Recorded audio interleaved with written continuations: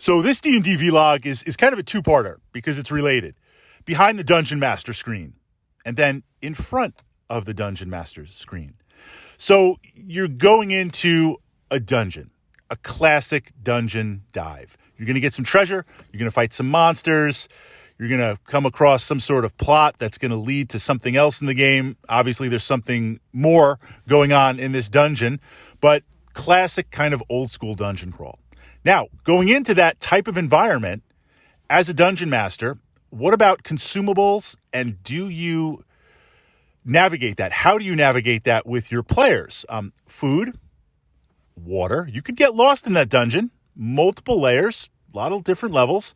Food, water, torches, lanterns, iron spikes, 10-foot pole, backpacks, sacks, rope. This idea of items in the dungeon that are going to help you. You come across a pile of silver pieces. You come across like 10,000 silver pieces. How are you going to get that out of the dungeon, right? It's one thing to discover some jewelry or some gems. You pocket that. You could say, oh, I've got some belt pouches. I've got this. You've got some significant treasure.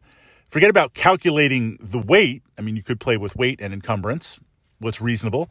But how are you going to get that out? Well, if you have some knapsacks, if you have some backpacks, if you have some sacks, you could utilize that.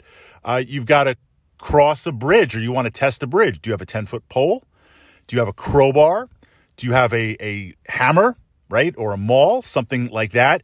This idea of a toolkit of going into the dungeon. And it could be a little bit generic. It could be a little bit more focused. Generally speaking, from my perspective as a DM, I will assume reasonable consumables. You've got some torches, you've got some sacks, you've got a backpack, you've got a 10-foot pole, you've got a crowbar, you've got a hammer.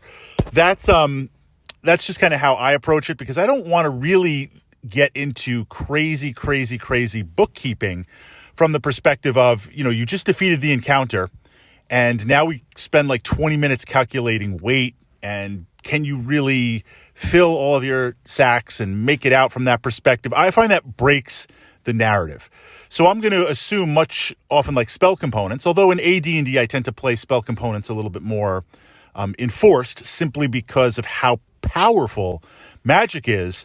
Generally speaking, when the players are equipping for an adventure, I will say there's like 15 gold pieces, 20 gold pieces to outfit the party with adventuring gear needed for this dungeon. Now, if it's something exotic, if it's something absolutely out there that you want, well, beyond the reasonable, then that's we'll role play that out and we'll purchase that separately. Now, if I step around from the Dungeon Master screen, and this is a lot of my AD&D experience coming in as a player, I make sure I'm equipped. I make sure that I am equipped. I've got food, I've got wine, I've got water, reasonable for what I can carry based on my strength and based on my other gear. Certainly if I'm a fighter versus a thief or a thief acrobat or a monk or even a magic user, making sure I've got a light source, making sure I've got some rope, just some generalized gear that if I can't magic my way out of something or brute force my way out of something, I have something that I can approach to the DM and be like, look, can I tie this around my staff or my pole and toss it? Or can I tie this around the hammer's end, toss it, try to catch it, grappling hook, things of that nature. So as a DM, how do you navigate these? Do you play with them, or is it just kind of generic? And as a player, is it something that you routinely equip yourself with? Or likewise, do you just assume that you have this type of dungeon gear?